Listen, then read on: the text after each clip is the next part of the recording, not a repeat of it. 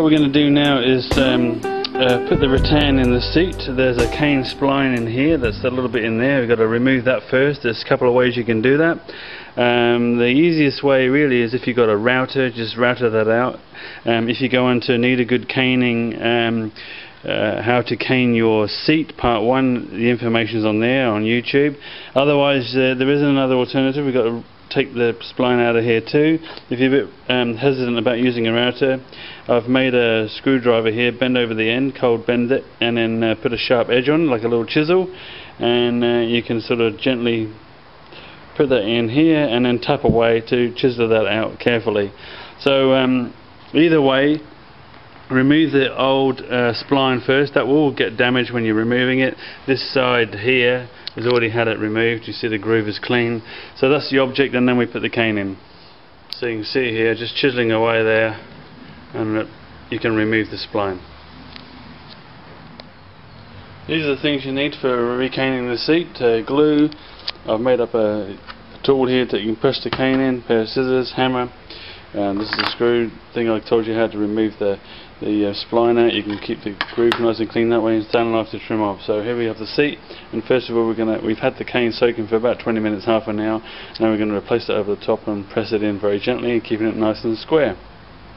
So we start with the middle at the front, keeping the pieces here nice and square with the outside, so you can just line it up like that.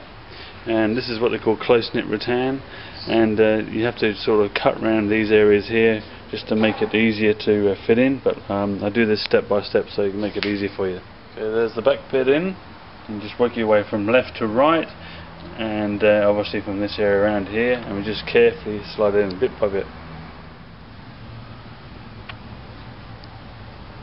Here we go, it's eased in all the way around the groove, as you can see. You've got to push it right down into the groove, and once that's nicely eased in, we can do the trimming off. Just the trimming off part, just carefully run a staining knife just underneath the outside edge, about 1 millimeter below, and then carefully remove the excess. Okay, now what we do is make sure that the cane is still nicely neat down in the groove, so you just press around here, make sure it's right down in the flat, and then we go ahead and put some PVA glue into the groove. Don't fill it up, but just enough to settle down to the bottom. There we go.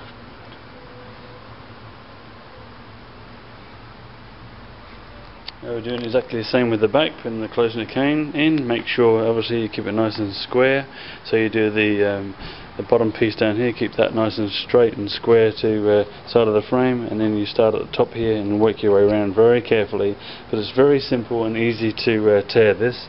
So as you can see down the side here, you've got to cut off as much excess as you can and just carefully ease it into the groove.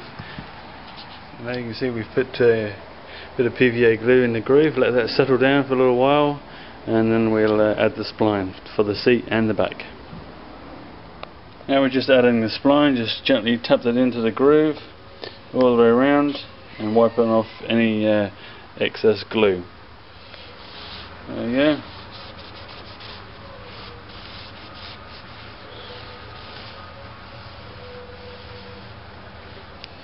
Okay, that's all finished. Let that dry out naturally, and then we'll assemble the whole thing and give it another coat of shellac. Now that the rattan's dried, all I'm doing is quickly giving it a light sanding over it, and to give it another coat of shellac, and then it should look like $1 million. And we'll do the seat separately. Around the side here I've actually putted up some of the cracks that were still visible, so allow that to dry, and then we'll clean that up and give it another coat of shellac. So the next bit of video will really show you the finished result. Okay, now we've finished the last coat of shellac. It's looking a lot better. I might give it a slight oil and a bit of wax over the top of it, but now you can see the finished result. I'm pretty happy with it all. I turned the camera a bit of an angle so you get a full length of it. Very impressed. I'm sure, as you notice, there's a complete difference from when it first came into the workshop. So I hope there's been some good tips there on how to restore something like this, and can't wait for the next project.